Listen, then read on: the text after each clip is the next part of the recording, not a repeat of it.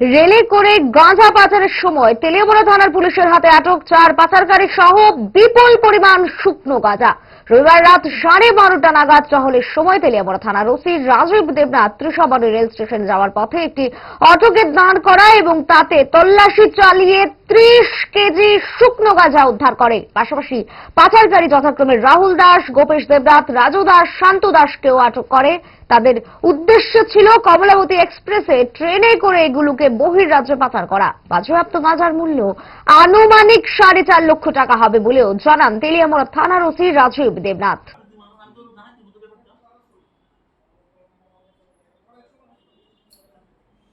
গতকাল রাত্রি আনুমানিক 12:30টার সময় আমি মোবাইল ডিউটিতে ছিলাম।